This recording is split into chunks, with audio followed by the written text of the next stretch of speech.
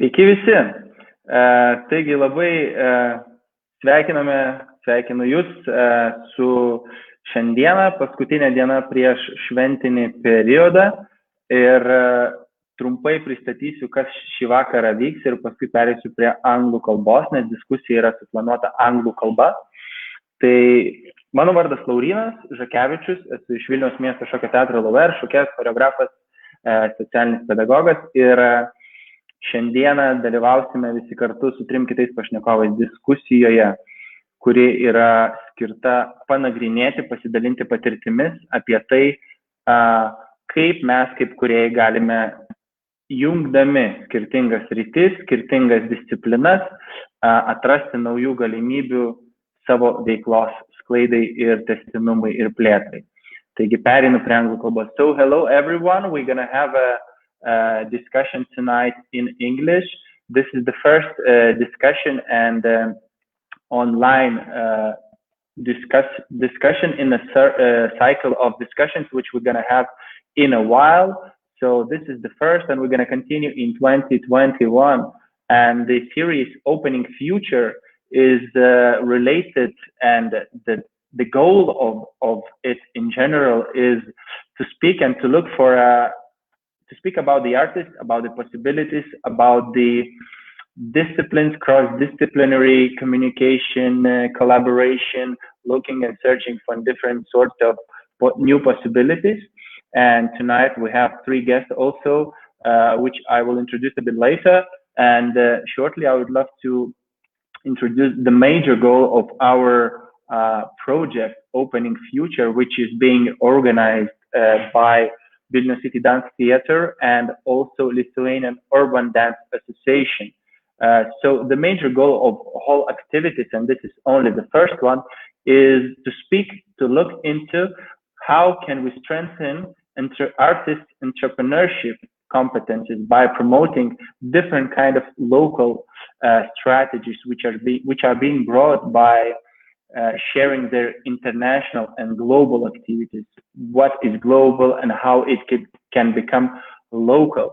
Also based on global thinking and experience, and develop some sort of employment opportunities by offering training, innovative mentoring services for dancers, choreographers, dance curators, and managers to create together, to look for some sort of platform which could improve artists' long-term prospects and engagement into their creative activities. So the whole project is being supported, of course, with the help of Municipality of Vilnius and the Lithuanian Council for Culture. We are really grateful them for the supporting the project and all the activities, this one and all the one in the future. So we're gonna jump into the next session, and I would love to introduce you and invite into our chat today and discussion our speakers of today, who are from 3 different countries. And joining myself, I'm joining from Vilnius, Lithuania, and now the second one is Daina. So let's have her with us. Daina is joining from Estonia, as far as I know. Am I right, Daina? Yeah, this time from Estonia. Well, I'm Lithuanian, and the reason for the English language is exactly for the other 2 persons that are joining with us. Yeah. That's right. Okay, thank you. Hello. So the second one is Andrew. So let's have Andrew with us. And hello, Andrew. Where are you joining us from? Hello, I'm joining from Helsinki, Finland. Hello. It's nice to have you with us. And the third one is Mauricia. Good evening, Mauricia. Hey. Yeah, I'm joining from Portugal. So we have a really nice meeting. Lithuania, Portugal, Estonia, and then, so now we start from Portugal, we go to Lithuania, then up to Estonia, and then to Finland. So it's really nice to have you all with us. And let's start our discussion, and little by little, share your practices, share your activities, your thoughts on cross-disciplinary activities, cross-disciplinary possibilities, on your practices, and maybe we're gonna find some sort of tools or messages for other artists how to develop and sustain their further creative work. And we're gonna post also comments and questions on the side, and people are very welcome also to comment. So we're gonna find it here. So it's nice to have cats also in the discussion, which is great. So let's start. And Daina, could you share a little bit about your practice, your work, and how could we sustain in this hybrid creative, not only creative environment nowadays? So yeah, I think this is a really big question, and I think we will be answering it during the entirety of this discussion. Maybe firstly, it would be firstly, I want to thank you, Laurynas, because you writing me about this and writing me that you would be interested in what curatorial is, how we create and what we create at the end, and how we manage ourselves and how do we produce, how we sustain our practices long term. These are the questions I think that are as important for dancers as they are for visual artists, for sound artists, and everyone else, basically. And I know that this time has been exceptionally complicated and for some people, and then exceptionally good for focusing for some others. And we are coming from very many different positions, I guess. So I think this is a good time for this discussion. So thank you for organizing this in the first place. And I guess given that me, Andrew, and Mauricia are coming from different places, maybe each of us could introduce a little bit what we do. And then kind of move on, ease into things that we could kind of touch as problems or as issues that we wouldn't solve, but that we can, kind of think about together and maybe find some solutions afterwards. So I'm coming from this, usually I'm saying that I'm doing performance and sound, but in the last couple of years, I'm not doing much performance and I'm very much concentrated on sound, although for many years it was the opposite. But I think this focus of mine has shifted along with my practice in social anthropology, because alongside the curatorial and artistic things, I do also research at the moment. So I'm a doctoral student in the University of Tartu in the field of social anthropology with a focus on disasters. So disasters in this time means pretty much everything around us. And however, I'm concentrated most on the ecology and how we can sort of build our togetherness in this kind of catastrophic landscapes that we are in. And I have this specific location that I'm going to kind of look closer into. But I think over this this time that I've been focusing on this topic of sustainability of what it is, or maybe it's not sustainability, maybe it is maybe we should think about something else like regeneration, right? So also this applies to our artistic and curatorial practices. I think this has changed the way I practice arts. So this has been a process which is forth and back. And I feel that the things that I investigate in anthropology, I kind of take them with me and put into practice through my curatorial work, and as well as educational work, and in the sense, firstly and foremostly, of being very focused on how we can care for each other and how we can kind of knit ourselves into these practicing groups, maybe not communities, because community is, I guess, something bigger, and we also have to define what it is, and each community has to define that for themselves.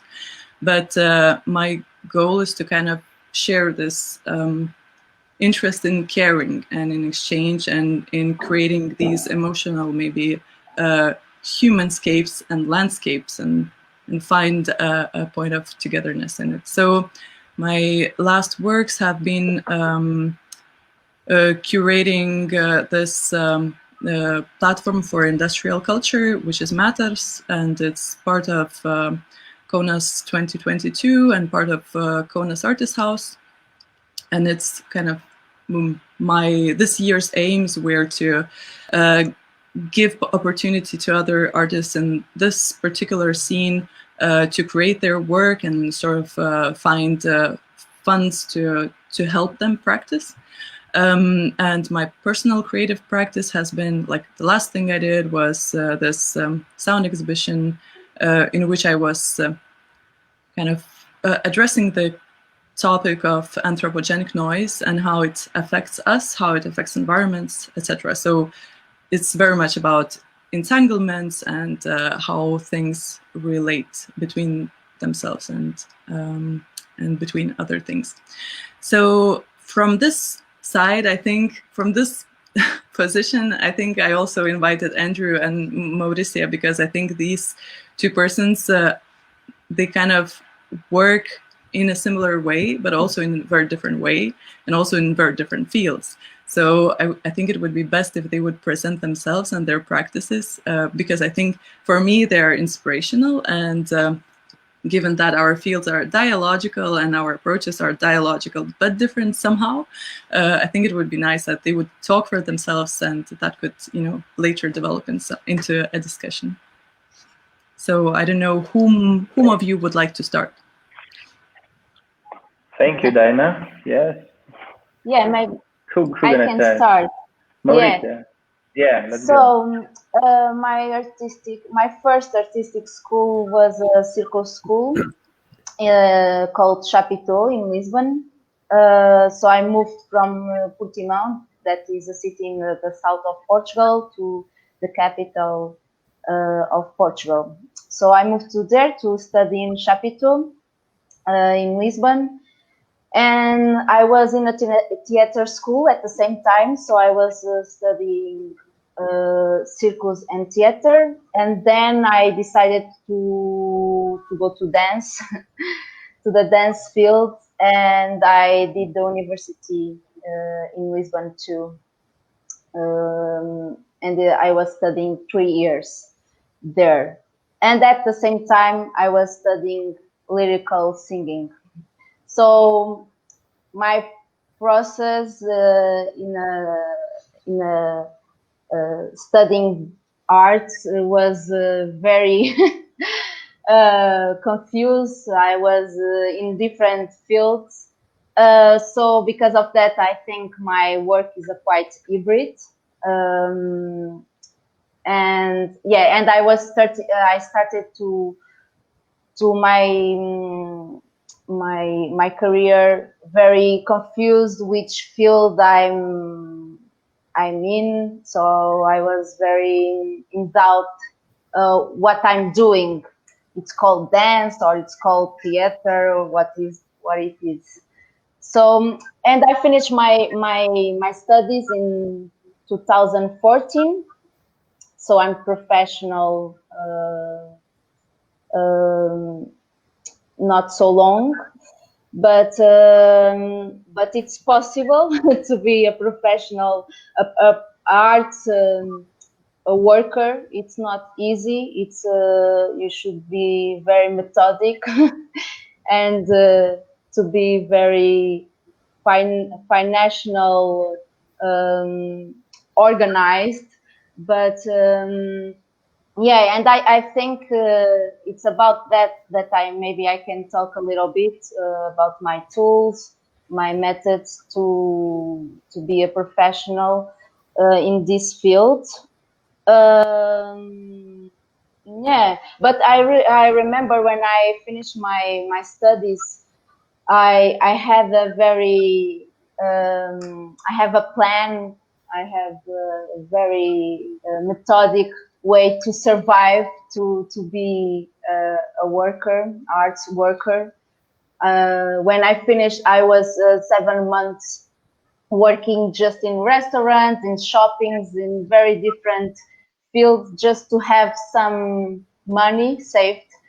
And then when I started working in dance field and arts field, I was thinking, okay, now I'm gonna start and I can't stop. So I was very methodic how this can be possible, how I can write a portfolio or a dossier. I was very interested how I can do it, how I can write a concept, or how I can write a piece.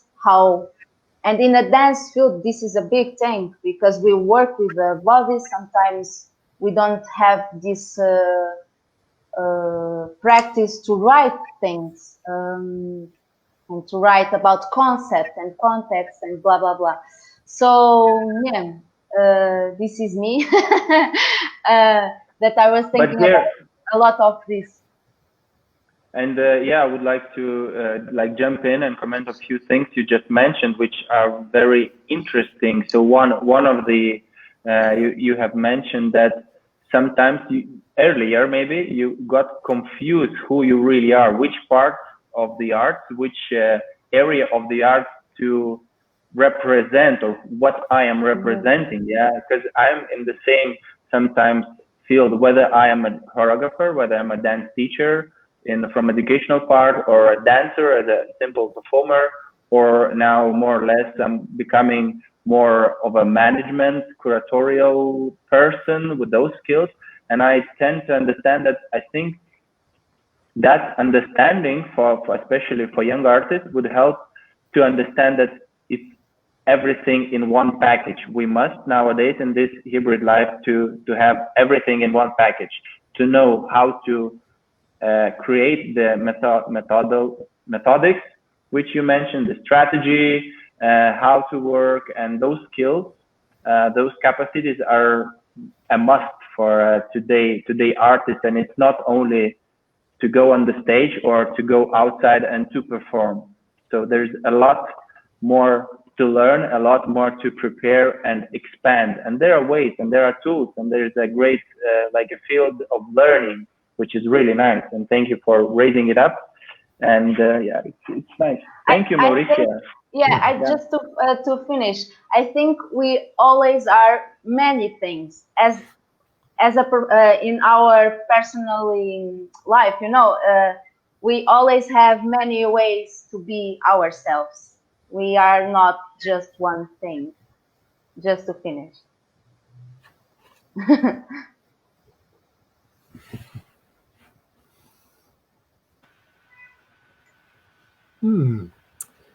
Thank you very much for the opportunity to join this conversation. The interdisciplinarity or transdisciplinarity, and in particular recently hybrid arts are things that I've identified with for quite a long time.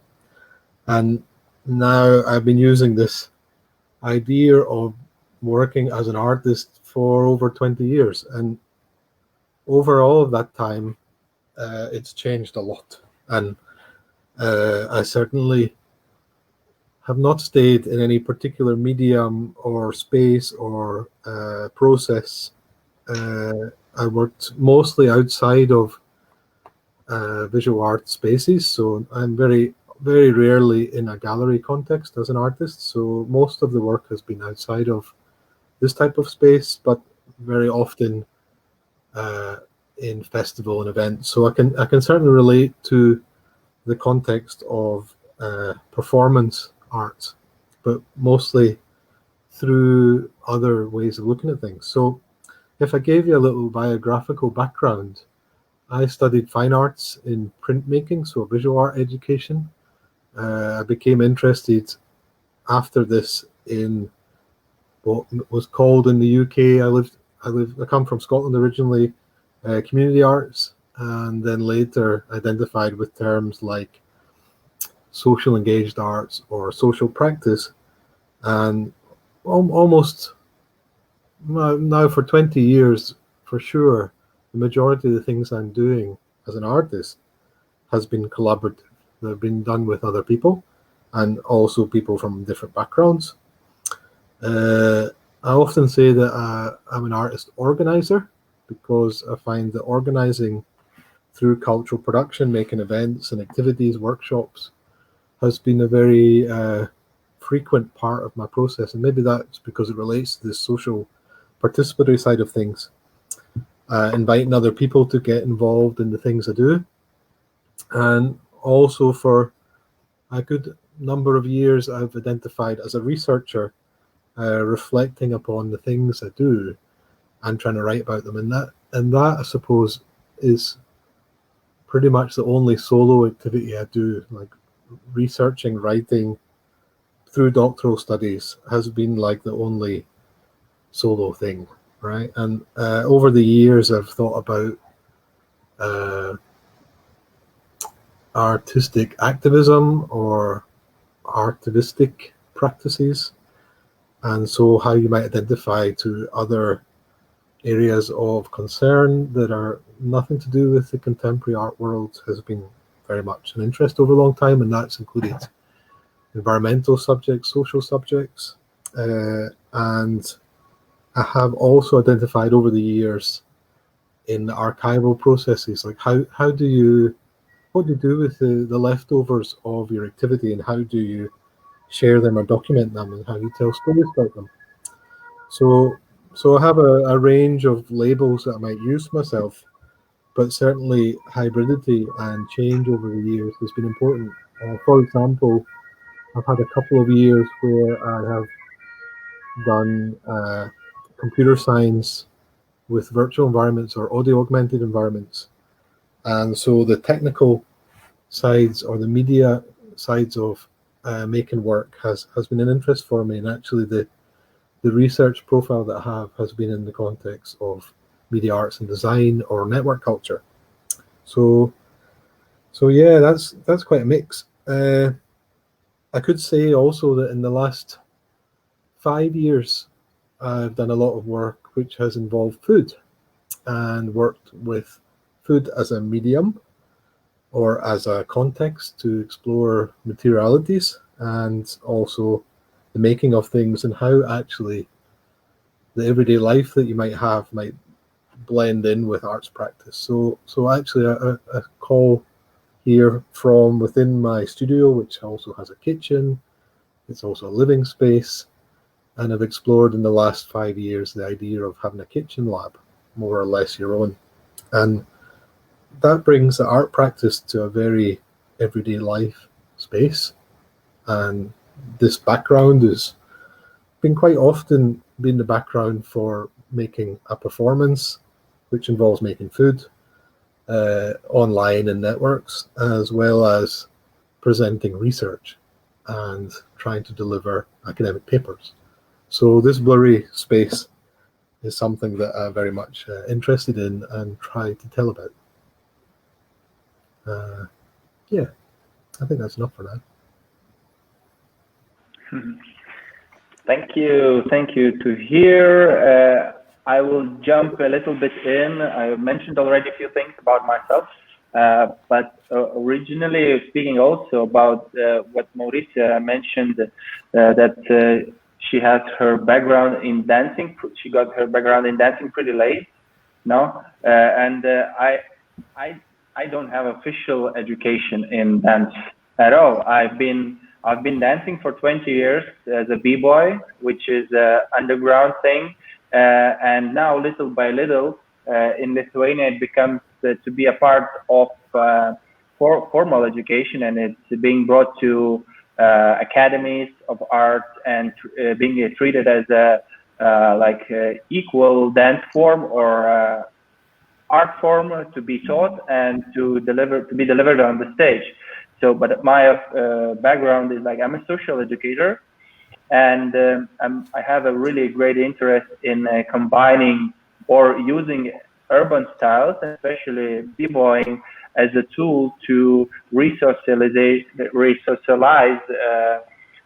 people and teenagers who tend to become delinquents, or those who are doing bad things, etc. Because hip-hop subculture in general, it was developing throughout the violent times, and it naturally formed this kind of creative environment, and dance and street art and music etc. And it has a lot of symbolism and different kinds of practices which are being accepted by those who are in those violent environments nowadays. So it's a very nice tool to use it with those symbols, with those signals, how to communicate, and also to prevent of doing more or less.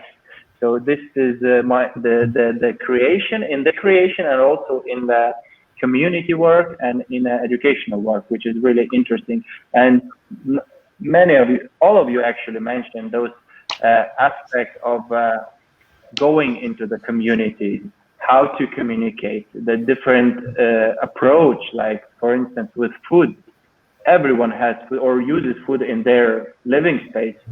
And where is culture here? How to find the connection or the new mental approach to analyze not only for things which are on the stage or on the TV or on the radio, but much wider, and open up those, open the future and open the window for what art actually brings and gives us and brings in our kitchen, for instance, or living room or office or whatever, which is really interesting. And I'm happy that this discussion is happening, and we're gonna continue it further. So Daina, I'm passing you the continuation to you.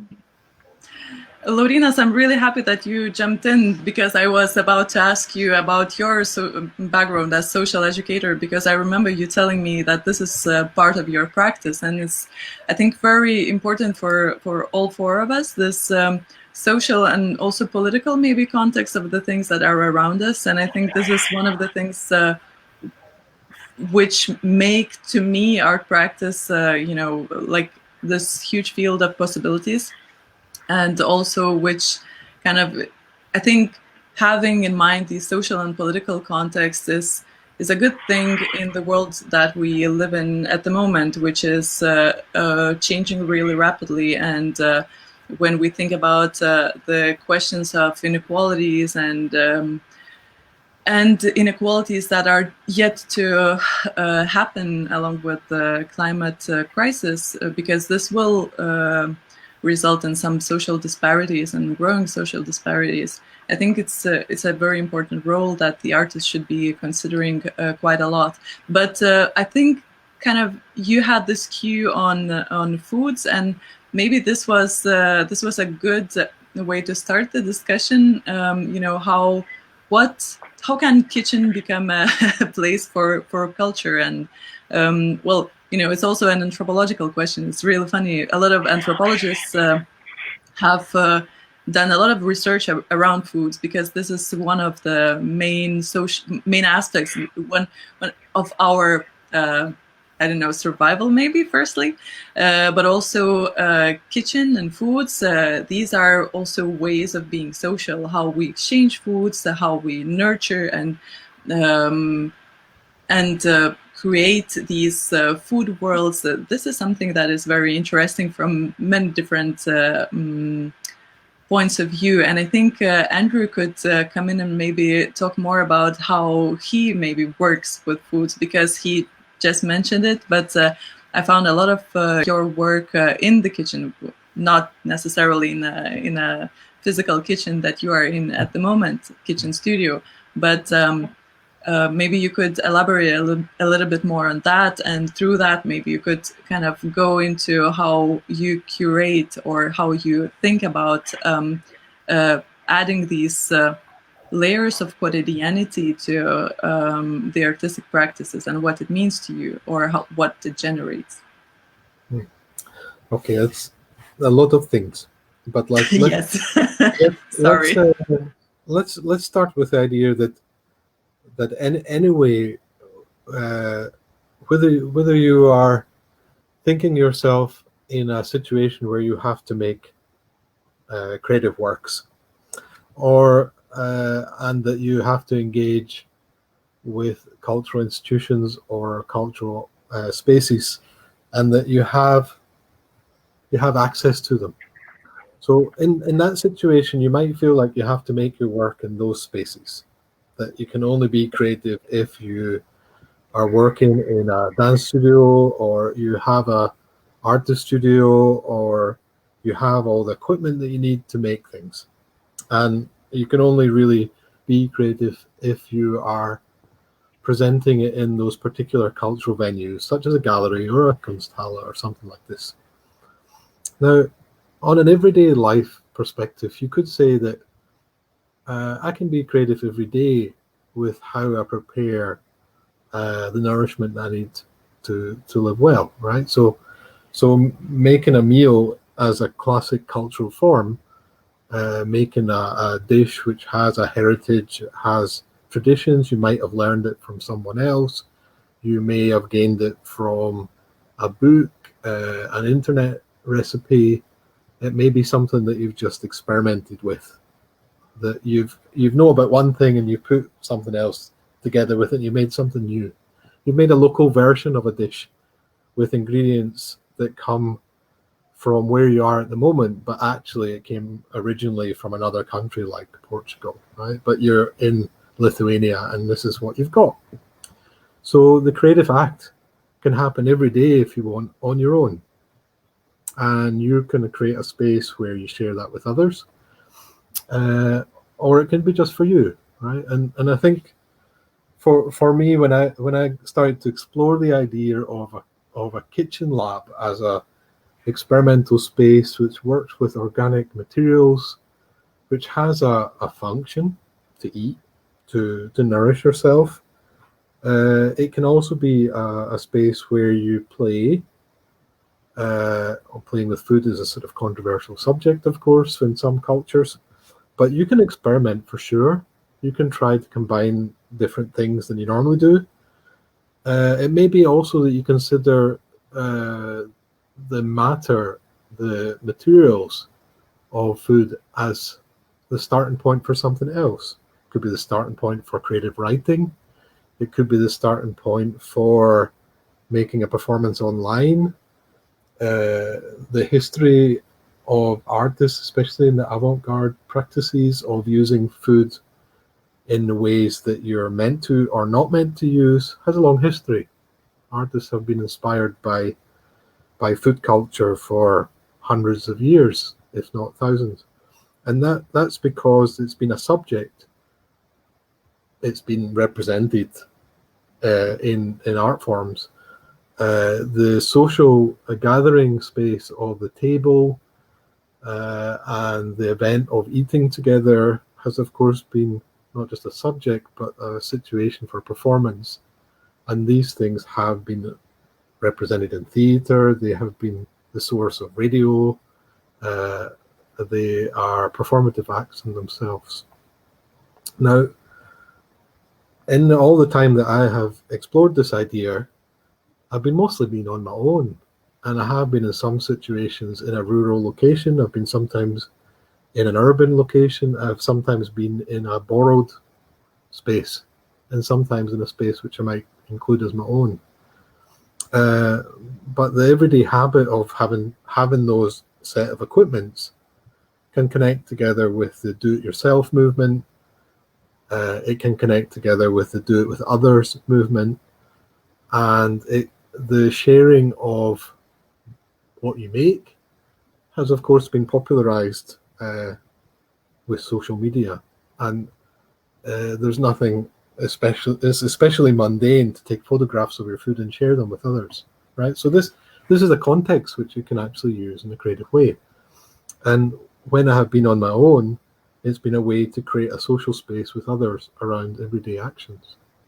And even if I am not in a gallery, not in an art institution or cultural house, I can still be creative and I can still share it. And I've used online networks and social media as a way to do that. I hope that helps open up some space for others to come in. I think what this opened up for me is the aspect of accessibility, right? What do we have access to? Where can we practice our practices, right? And it's very nice that you kind of made this introduction to the fact that sometimes we do have the possibility to show our practice or to practice in certain contexts as galleries and other spaces, which are more institutionalized, but this doesn't have to be so, and this is far from it, not always that. Firstly, because of the way institutions work. Secondly, because we can be on many different in many different paths. So, for example, some artists maybe are reluctant to do things in an institution. Some artists might be young entry artists, which are just, you know, fighting their way towards somewhere else, etc. But I think this also kind of brings us to the question about how we create in certain spaces and how we use certain spaces and how those other spaces can become an opportunity. An opportunity for a dialogue with something else, with something out of what we thought our practice is and what its limits are.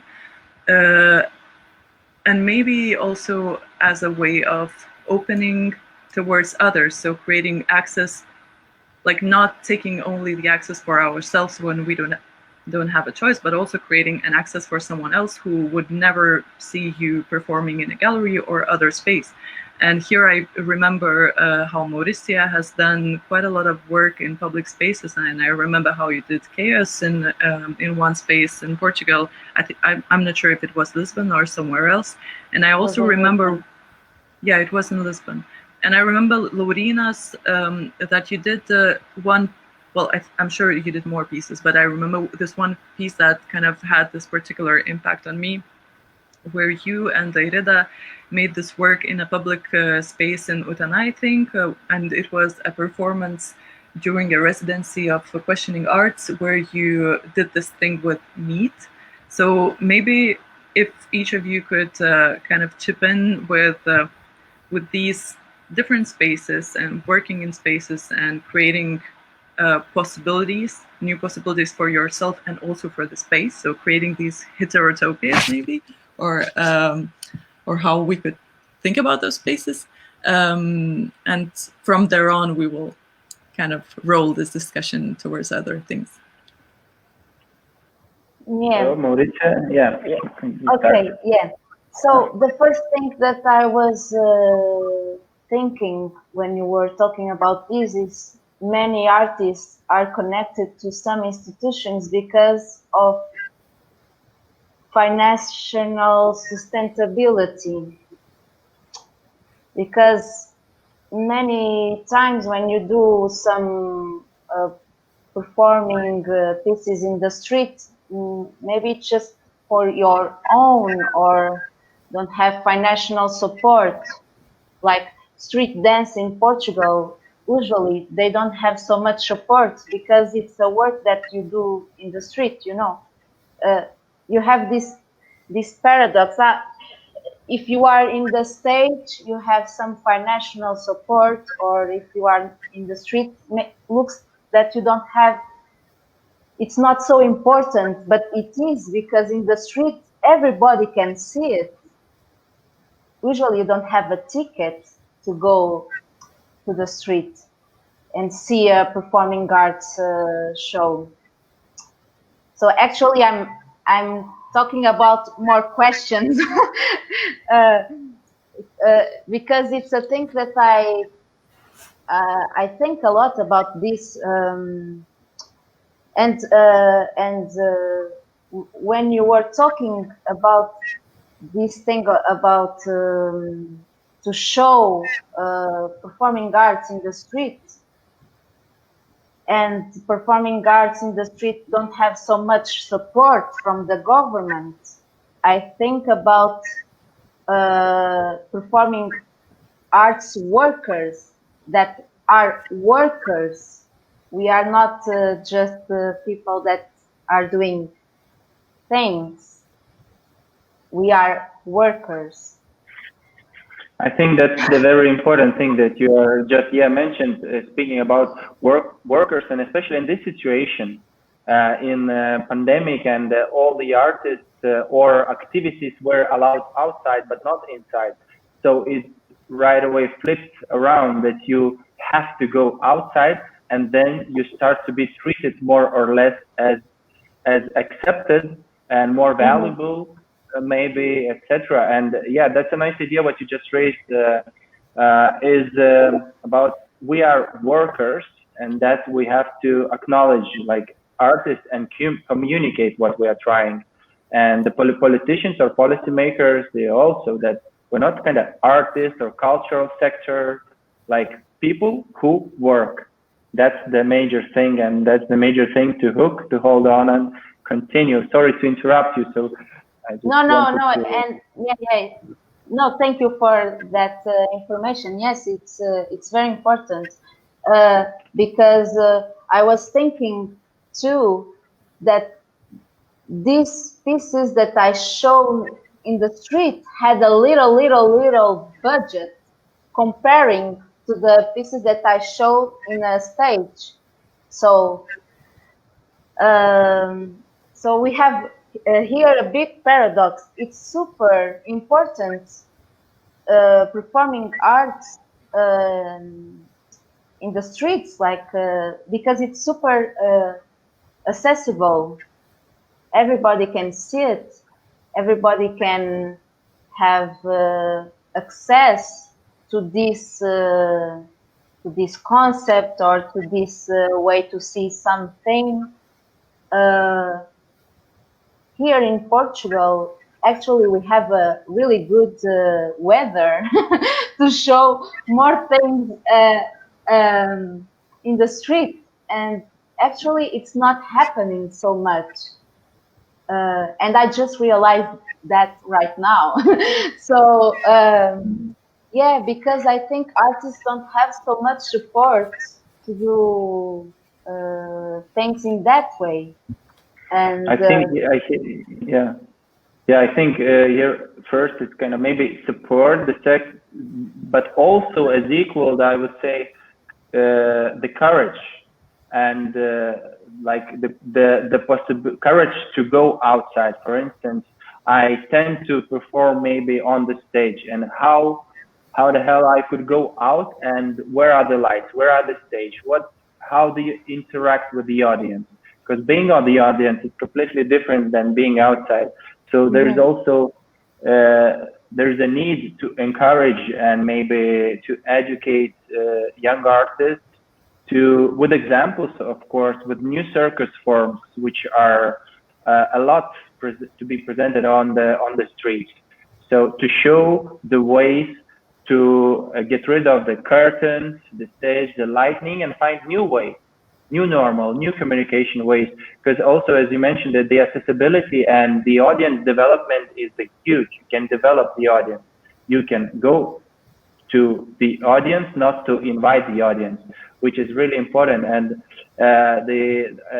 it's getting more as far as I'm trying to follow different kind of networks, that the support or the support and the strategies for the artists are kind of more or less linked towards the outdoor activity, how to support, how to develop, how to find ways in order to have a possibility to perform outside with different kind of projects. Because it looks like we're going to stay for a while in this kind of circumstances, and it will take a while we get back in again, especially those who get used to perform on stage with the lighting and everything.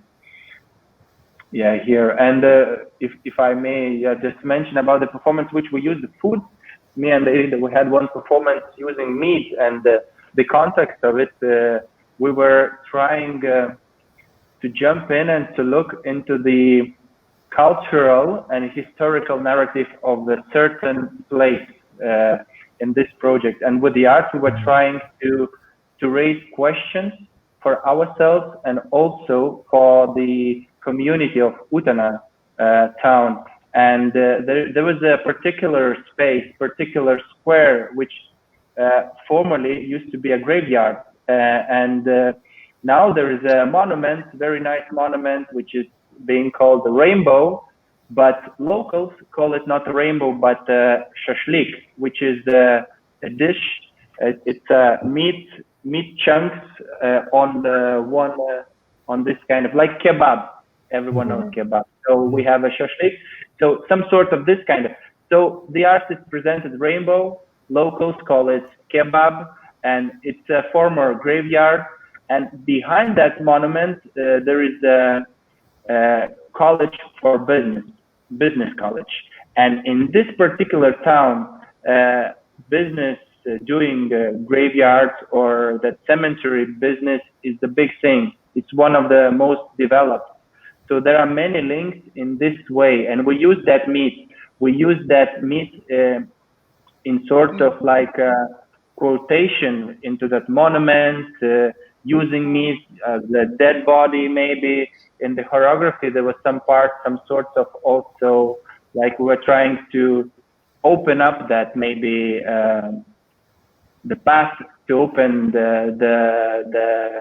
the ground, the different sort of small gestures, which were kind of linking all together to think about the past through the today, and not to forget that what was there and how we interpreted that. And here is the food, and there are many like questions from the outside, from the audience. Like they were wishing, Mom, look, they're using meat, such a good meat. Let's cook it. Let's take it. Different kind of jokes, and the people still they're very focused on sometimes on very narrow. I see meat, I can use it only to eat it, or the very direct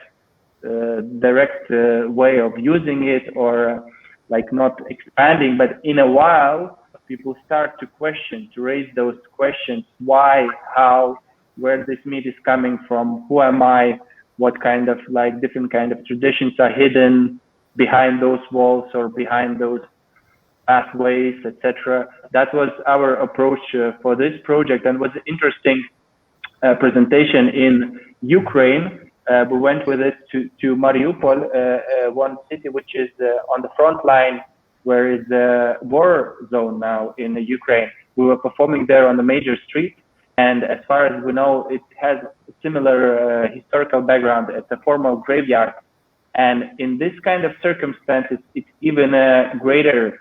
It has a bigger even importance to present in this kind of environment, because people are like pushed to think in a certain way, certain manners, and through the arts we can question and start a dialogue with them to say, no, don't forget that, don't forget that, don't be pushed, for instance, etc. And it was accepted not very well. We were like harassed. What are you doing here? Get away. We were kind of afraid to be like punched during our performance, because we used the music also of Meredith Monk, who is really experimental, and this kind of was nice experience. But I feel in this kind of circumstances, I feel the power of art and the culture of changing and etc. Yeah, that was our approach. Thanks very much, Laurynas. And I saw Andrew raising a hand. Actually, it was earlier when Mauricia was speaking, but I think I can connect it or link it together here. I mean, when you give the example of a venue and a material and then some action that you are going to do there, of course you can identify and work through different disciplines to engage with it in many ways.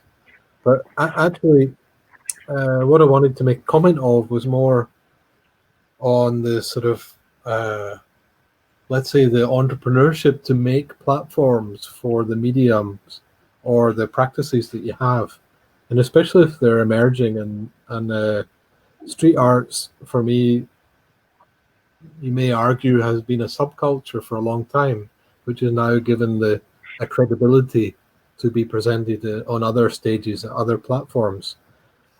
And that comes with funding. It means you can create festivals and things like this. So this is my bridge here. So I also represent in my own practice as an artist organizer. I've been involved a lot in the Finnish context, in the Helsinki context, with cultural associations, and the associational space in the Nordic countries has been very good for people bringing together the practices that they have, the shared interests that they have in creating spaces for getting access to public funding, for creating festivals. And my own example or most experience that I've had here in Helsinki has been with a festival called Pixelake. And when it first started, it had a very small budget, maybe a couple of €100, and now it has, almost 20 years later, an annual activity fund from the National sort of Culture Award or Cultural Council. And over the years, the festival has grown, but I think it's a very good example of self-institutionalizing a platform for your own needs, where there hasn't been a space for presenting VJ arts, for example, or electronics hacking, or experimental interaction with new media and technology, where they've not been necessarily accredited cultural forms, because they've came out of the subcultures, they've came out of the underground, and it's been necessary for the association to make a platform for themselves so that they can say, well, this is a valid practice, this is what I think is interesting at the moment, or actually what we think is interesting at the moment. And I would argue that any young artist group should start to think about themselves. How can they self-institutionalize? How can they make a platform for themselves so that they can present it as a festival and they can apply for and access public funding? Because making your own platforms is a very good way to support emerging practices, things that don't fit. And if it doesn't already exist, then you have to just make it yourself. So that's an argument I would like to put in, because I know that some of the audience here, they're interested in how do we actually get onto the ladder, so to speak, of professional practice. And I think it's very important to think about, well, what is it that you do that doesn't have a space, and how can you make one? And yeah, if my example is that I invent a kitchen lab for myself out of actually the space I live, and that becomes a platform, and I perform that on a regular basis, that's just one example. And the same could be said for street dance or any other cultural form that you have, that may exist in private on your own, or it may exist in public in the street. So that's me throwing into the maybe more pragmatic or practical side of things. I think it's great that you just threw it in here right now, because this would have been my next question, because and the way I thought to phrase it from the context that I was listening from Mauricia and Laurynas was, one of the questions that are coming up from what I hear is that, access is always a political question, and what we have access to is always, it's a question of divisions of classes. There are many questions, right? And and place is also politics, and there is, I guess we could take some theories and say that there is a politic of place, and then also the place of politics. So we can find many ways to navigate those spaces, but eventually I think what we have to learn to do as creators, and not only as artists, not only as people from performing arts or visual arts. I know that some of the people from Vilnius Academy of Arts are watching this, and I think it's very important to understand that we are at this really interesting time when I think there is nothing else that we can do apart from creating our own spaces and taking this as a political action as well, because I think alternatives are very much needed, and those alternatives, they are always something that we ourselves have to curate and create, organize. And I really like that you, Andrew, are using this word of organizing, because this is probably also the word that I would use even when I do the things that are sometimes defined as curating, because I'm pretty much uncomfortable with the concept that curating has in the contemporary arts these last 20 years, maybe more, which has become from this, from curating as arranging works in gallery spaces across the lines of themes or periods, historical moments or names or whatever. It has become some sort of a practice which sometimes is seen as more important as the artworks themselves that are curated, that are presented. And I'm very much uncomfortable with this. And what I feel, for example, what I do in the line of work, which I call curating, is more like trying to care for people. So for me, curating is more curare, from the sense of taking care of. So, you know, I invite people, try to make them comfortable and try to see what we can do together around certain subjects or topics. And then I kind of tend to let them loose and maybe give them support if they need and give them support that they need. And maybe that means finding financial guarantees or something else. But maybe, you know, so this curatorial, organizational, and co-creational things, as Laurynas mentioned in the beginning, as Mauricia mentioned, they are kind of they're all things that we have to do ourselves, basically. And I don't know many artists that would be able to say that, well, I have my curator and I have my gallery and there's a person that is selling my works and then there's another person writing about me. So how do we do all of those things? It's kind of difficult to self-organize around all of these things and to play all of those roles, right? So maybe we could try to talk about this a little bit as well. Yes, maybe I can start. I don't know. Again. Yeah, go ahead. It's fine. No, because I was thinking about when you start, it's very difficult to understand how you're gonna start. And for me, I started writing a statement, like a statement as artist, I don't know, as Mauricia, a statement, it's very important to understand which way you want to go. And after that, which strategy fits with me, because my strategy could be very different during my process to be an artist. It's always changing.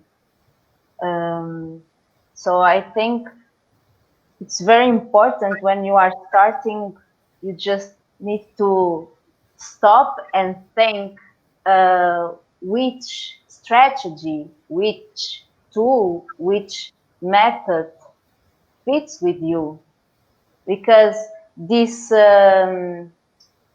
many times we think how we can fit in a place that we want to fit in a dance field or in arts field.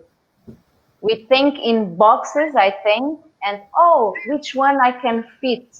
Oh, maybe with this strategy I can fit in this place. And maybe you can do that, but it will not be sustainable because don't fit with you. So again, I don't have an answer. I just have other questions and other thoughts to bring. I think, but maybe yes, I have an answer. I think maybe you should stop and think which strategy you want. You want for you. If my work, it's for a stage or it's for a street or it's for both. And maybe this project fits more with this place, or maybe this one fits with other. For this project, maybe I can get this financial support. Maybe with this, maybe I can create a piece in a kitchen, and maybe with other project will be in a garden. So really depends of the context, of the concept, of yeah, that's it. Maybe to make it more specific. Oh, Andrew, maybe you want to go ahead with your comment. I was just trying to again link things together. I totally sympathize with the contextual side of things. That context is very important, but I would caution on the sense of strategy. So maybe when you're doing a professional development like funding for the arts, as I did in the late 90s in Scotland, I would want to know about all the different strategies to gain support, right? And to think about which context I want to work in. But if I thought of myself as someone who just wants to do something, I'd rather just go and do it. And just, if that space doesn't exist to support it, then find other people who would like to do it too. And then try to raise up that collective voice rather than a personal strategy. But I think the grassroots cultural festivals of Europe have been very good at doing that, and that's really important. But if I think about my own example, and I said earlier in the introductions that I have had a very interdisciplinary development. I know that there's some artists who go on a channel and they get really good at particular things in particular ways. But if you're a person who gets interested in many things, and you go in this direction and this direction and that direction, and it doesn't really maybe make sense how they connect with each other, you're also creating a larger territory through your investigations and your wanderings, let's say, through different disciplines. And that bigger territory actually gives you more opportunities to find support. And eventually it will make sense, and eventually it might come together. But yeah, I think we have to be careful not. I mean, I agree with you totally that you want to avoid the box. But I don't know, I also wonder whether you need to worry too much about where you're going and just keep doing it as best you can and not stop. I think Mikey. Sorry. Go on, Laurynas. What I just wanted also to comment on Mauricia and Andrew would both. I totally agree with both, because for me personally, I have to have a knowing for myself how maybe not how, but where I am going. That I want to be there. I want to do that. What you, Andrew, mentioned. Yeah, I like to do that, and I want to continue doing that. That's the knowing kind of what and where to go. But also the interesting thing is like knowing and being able to describe who am I, which is in relation of Mauricia, being able to describe and to put it into words, what I'm capable of doing, what my art is about, what are my strengths and weaknesses in a creative process, in a creative management, in curatorial areas, in knowing the other fields and areas, the being able to put it first into the idea, and then into words, and then onto paper, then onto strategies, and then somehow, because I felt like previously, like with the first creation of ours, like what I've noticed also was how to describe what is my piece about. Going to festivals, meeting some producers, and people start what the topic or theme is about your dancing, and it's about love, meeting two people, like not being able to meet. It was pretty hard for myself to describe and to put it in a more contextualized area, and for myself to describe, to find the right words, find the right ways to communicate about my art. So in my personal opinion, I think it's really important both to know your art, what you're willing to do, to know your little strategy. I want to be in this festival or on this gallery or whatever, And then, as you said, to explore as much, to explore that. Now I feel that only exploring, learning from visual arts, from cross-disciplinary, from business, from agriculture, from anything, like marking that territory, which is like, it becomes your playground. It becomes your playground to develop your creativity in many ways, in many sorts of things. Of course, there is a possibility to get lost, but in this way, when we have a description of what we're more or less interested, or who we are, our artistic statement, then always we can get back to that, and then to continue to start again to playing. Yeah, it's in this sort, and it's also what I've noticed. It's really nice and important. The people who is asking what is your piece about, whether it's producer or festival organizer or another choreographer, so that's completely different approach how I start the conversation and how I present myself. That's another skill for an artist to learn, and to curate yourself, which is also very important.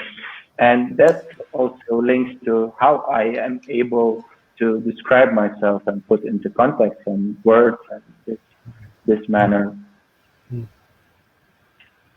I think that all of this brings us to one question, like, how do we actually write about this? And this was one of the questions that you, Laurynas, also wrote to me, that this is important, and also Mauricia wrote in her initial presentation that, you know, it's you're not educated to write about the work you do. And I know that this is also a problem that a lot of people that do the academies of fine arts have. Like, not all academies are providing people with the skill to write about what they do, and it is in this culture which is profoundly based on text. And text, I mean not only, you know, the written text, but also various mediums that are based on textual how shall I put it, background. So also cinema, we could think about cinema as text. It is read as text, right?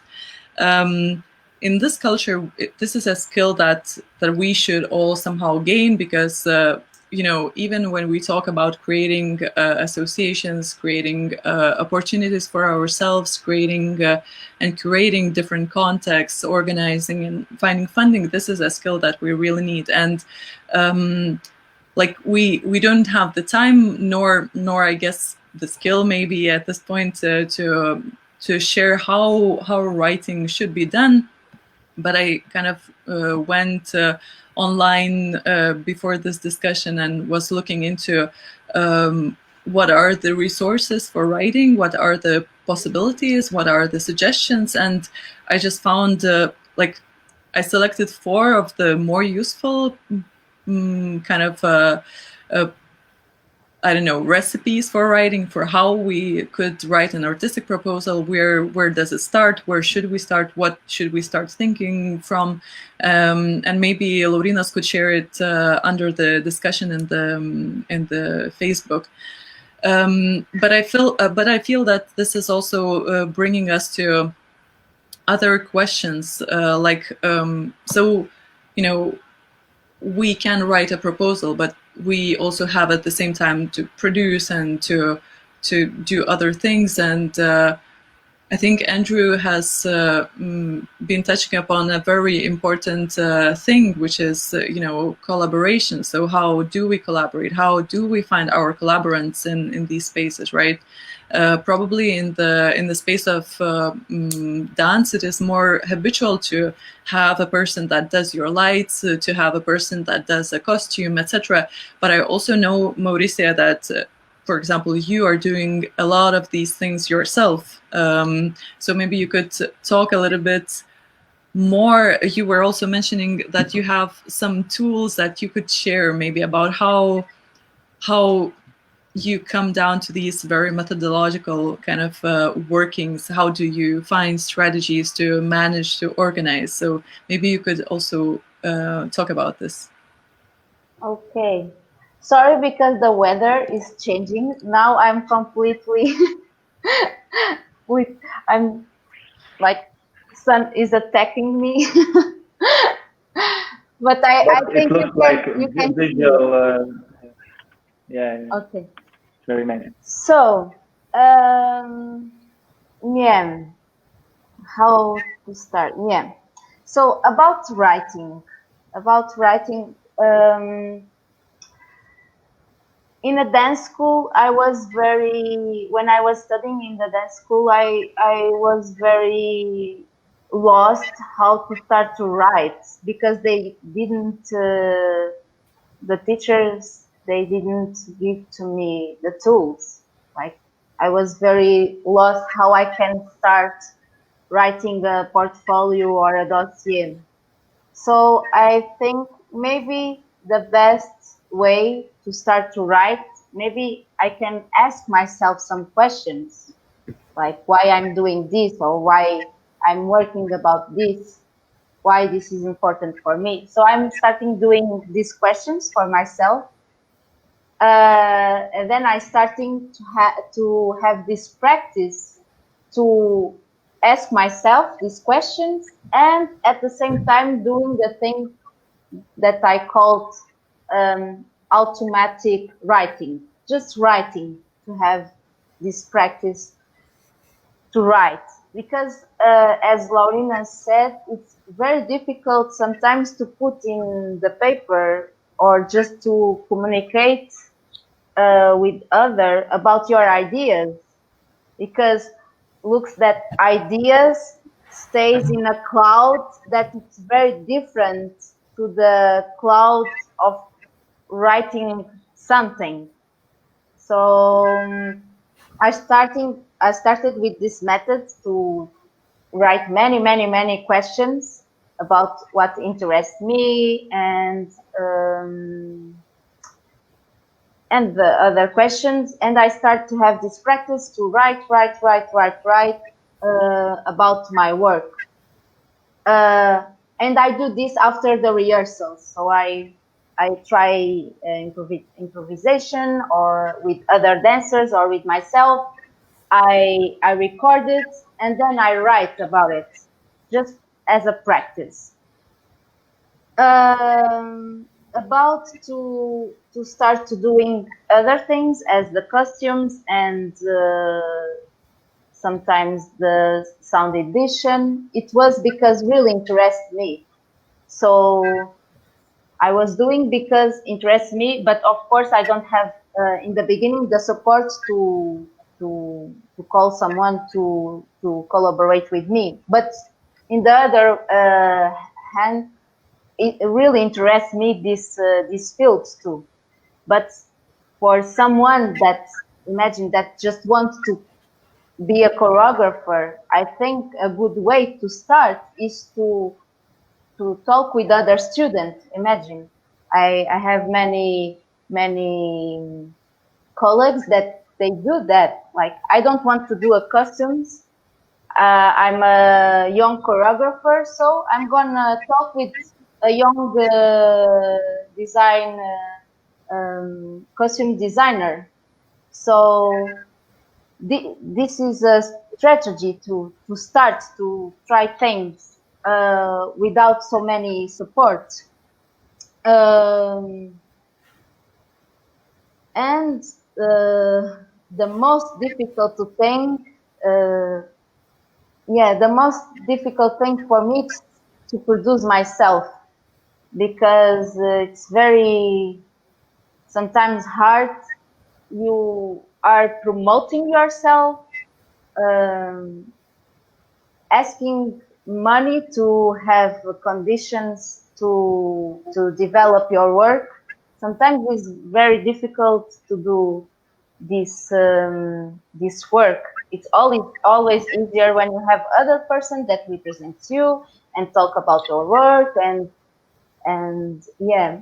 But I started to produce myself because I really want to do my pieces. I really want to research, to develop my ideas, my research in dance field. So I started to just sending emails to people that maybe can co-produce my projects.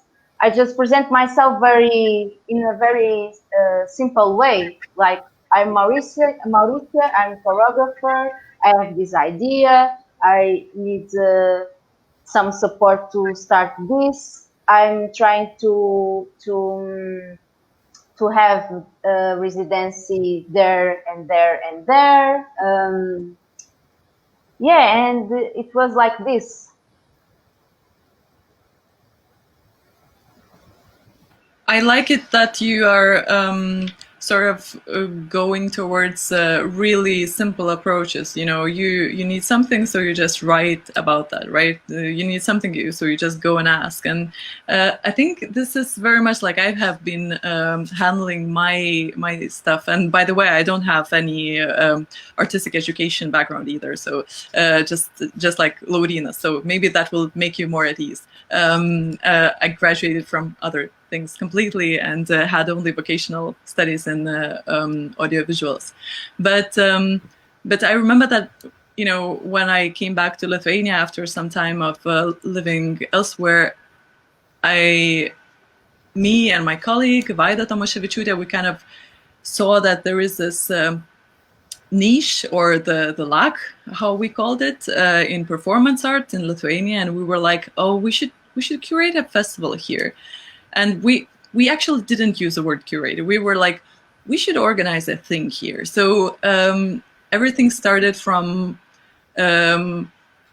us sitting and drinking tea and thinking that, oh yeah, it would be nice because we don't have the money to travel abroad, but we would like to have some performance here. So what do we do? So basically we came up with this genius idea that she's looking for people and I'm looking for money. And I think most of the first funding applications that we did, well, some were to municipal sources and they were like really simple forms, but I also sent out quite a lot of emails which were like basically saying that, hi, we do this thing here and we need support.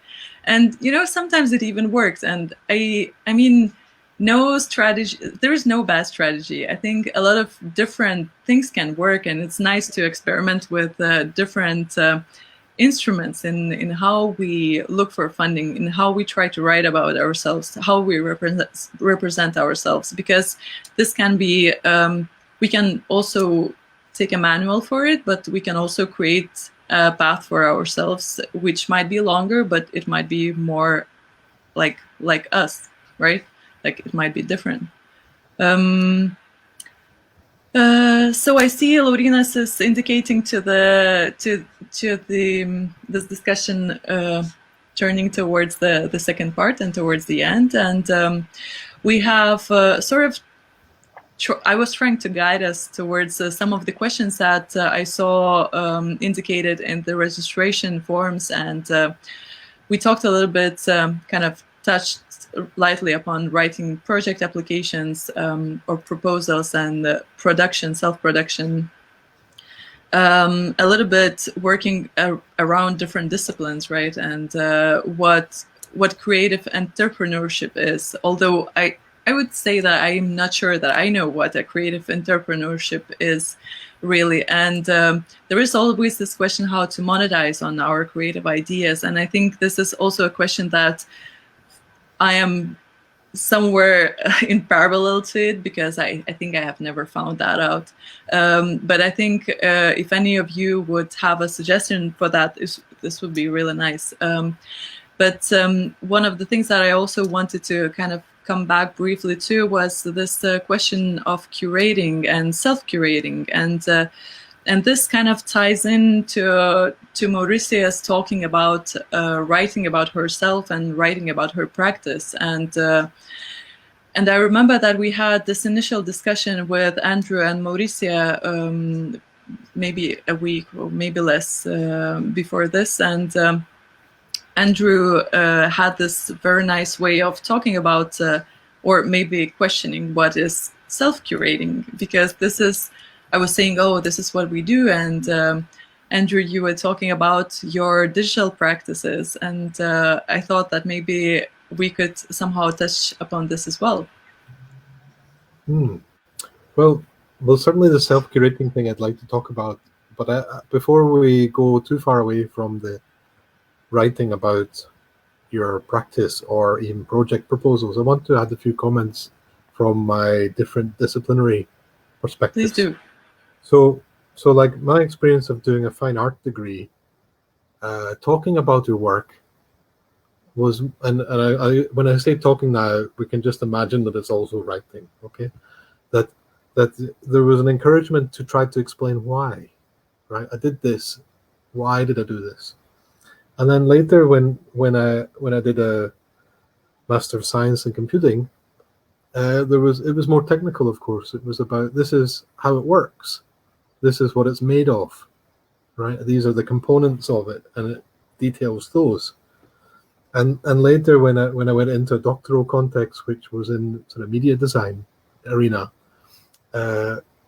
we were more often pitching, let's say, an idea for a platform or some space that you could make, right? And I find those different positions, and there are also temporal positions too, of like, I did it already, this is why I think I did it, and this is how it works, and then this is what I'd like to do, this is the space I'd like to make, which these three different disciplinary contexts sort of encourage you to describe things. Interesting to keep in mind that it may be that when you are making your project descriptions, it hasn't happened yet, so you have to project forward a bit, and you have to describe the space or the work that is to happen, and then maybe it's conceptual based, but you've still got a history behind you, and you might want to explain why you've done things in the past. And certainly if you want to detail the project, you really want to unpack and think about all the elements that exist.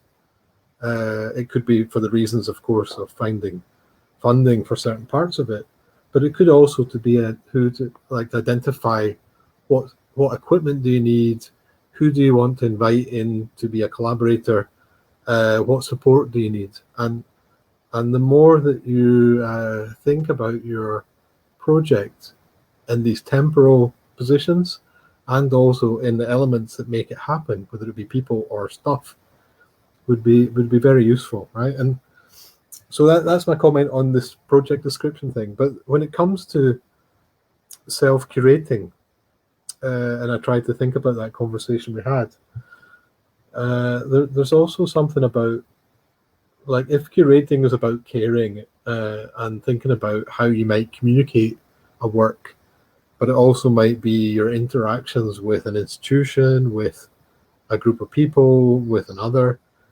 You're selecting, inviting into those projects. You may also be doing that for yourself. You might also be thinking, what is it from all the things I've done that I want to put forward? And I want to communicate, and I want to invite into collaboration or institution or projects. And consideration and care for what may be relevant or contextual to that thing is a very important part of the work of curating, in my opinion.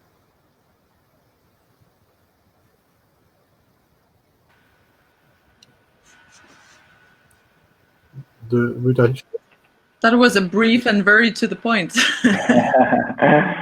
Yes, very interesting, and a nice idea. Yeah, you mentioned which Daina mentioned previously, to care about yourself, and also to care about your art, about the community, and with the care curate. And it's also a creative, I would say, link towards how to see yourself or your creative work as a tool, which is in any ways is addressed towards other people, probably, or towards the environment or some sort of issues, because you care about something.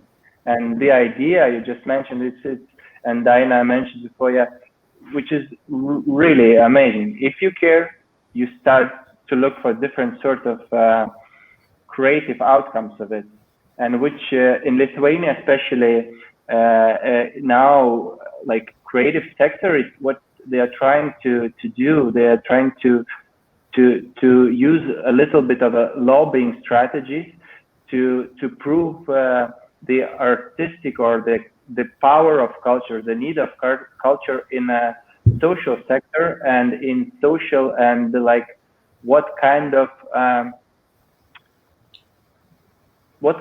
like whether it's there is an importance to what kind of links is there in between culture and social sector, like health sector and working sector, whether there are different kind of sort of links or not. And there are World Health Organization announced great research in the end of last year, 2019, which was combining more than 3,000 other researches and theses, which were like the power of culture on the health sector in general. And there is a link, and there is also a link towards that caring and care, like artists and art and the culture sector, by creating like links and creating that curating and creating that caring environment, like raising some sort of ideas, creating different sort of art, bringing as close as possible to the audience. It also creates those links in between the artist, the social sector, the economical sector, the political sector, everything all together. And that caring, sharing is caring. So it's dare to share, another our like slogan which we used in our other projects. Artists like are daring to share their creative ideas, which have some sort of impact in many ways, which is really interesting. Point. So it's already one. Yeah, Andrew. I was going to say that's a really good point to bring in the monetary aspect. Shall we get to that part? if we have some very like short comments and like links to our opening future session number 2, we can start, because we're already 1.5 hours on air. So I think it's a nice way to wrap up, maybe touch a little bit upon this monetization part, because it's my camera went off. So which it feels like it can continue. So let's save something for the part 2 in 2021. And shortly, Andrew, if you have something to say, Mauricia, Daina, on this monetization, or how to start or how to finish the 2020 first, and how to start like the artist the 2021 in these ideas which we're touching, some short tips, I don't know, like wishes or something in this manner. I'll try to be very succinct.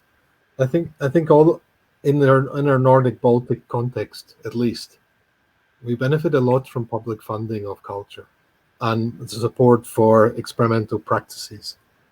And in our challenging times, I argue that we need that more than ever, that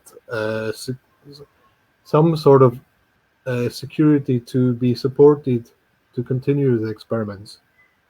And of course, we are benefiting that from the top down. But the context of peer support and micro funding and supporting each other at the grassroots level is also a very important thing, because it may be that your work is not yet recognized as a discipline or as a genre or as a practice within contemporary culture. It might be something weird, it might not be definable yet. And so it's very important that we also support each other at the peer level. And that can be microfunding through network culture and platforms. But it's something that's just as important as the money that comes from the top. I totally agree with Andrew, because like I think this time kind of shows how this grassroots and this community level is actually very important. And yes, we benefit a lot from the funding, which is state funding or regional funding or European funding.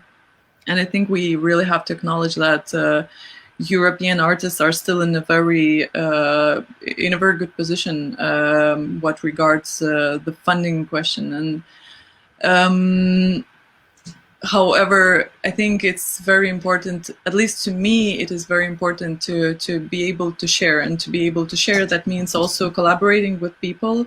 And this is a very good way of sharing because sometimes, as Andrew said, you kind of give place for practices that are not yet recognized, but sometimes you also kind of, I think, through this shared practices, shared activities, you sort of encourage people to never stop or to not stop what they're doing. And I think this is one of the very important things, because sometimes, I guess, this monetization, it takes time. It doesn't happen very soon, and it takes a lot of work actually to start gaining some profit from your artistic practice or whatever practice actually, because everything that we do, we need to kind of gain qualifications, and that always takes time, and it always needs resources. So I think through this collaborative support, we can help each other, and helping each other, we can also kind of dwell and in a better way and kind of live better in many ways, not necessarily financially. Yeah, I will be very, very, very super fast. I would like that arts workers, I would like that somehow the society starts to recognize these people as workers, and these people that work with art are important for somehow we develop as a society. I think it's just that.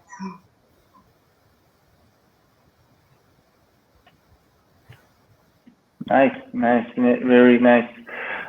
All of you, nice ideas. Yeah, it's I just want to share my gratitude for three of you for being tonight here with us, with me, and with the Lithuanians, and not only Lithuanians. It will be online now to rewind and check all the ideas which were raised here during this discussion. And I just want to tell to everyone who were watching or who will be watching this live broadcast. So the idea of opening future is to share, to bring together, by caring, of course, different kind of perspective, aspects, and little by little form tools for artists to develop their creative environment, creative possibilities, to look for possibilities, to understanding, to describing your art, and in this way to sustain your work in this kind of hybrid self-curatorial, self-managed environment and life nowadays. So it's the first attempt which will be developed, and I'm really grateful for the support of the Lucia Opening Future project from Lithuanian Council for Culture and Vilnius municipality, who does support activities by Vilnius City Dance Theatre LOW AIR. And I'm really thank you, Andrew, Mauricia, Daina, who were together with us from Portugal, Finland, Estonia, and me, Laurynas, Lithuania. And yeah, so let's keep in contact. If people still will have any comments or questions regarding the topics which we touched upon, so just comment underneath. We're gonna check all the time, and we're gonna post questions, answers to your questions, and we will try to support in this way your activity. So, and looking for our next meeting with you. So thank you, guys. Ačiū, Laurynai. Thank you. Thank you, and have a nice Merry Christmas, everyone, and nice You too. meeting of 2021. Stay safe, stay healthy, stay creative, and curious in life. Thank you, Thanks very much for everyone. having us. Thank you. Thank you. Bye.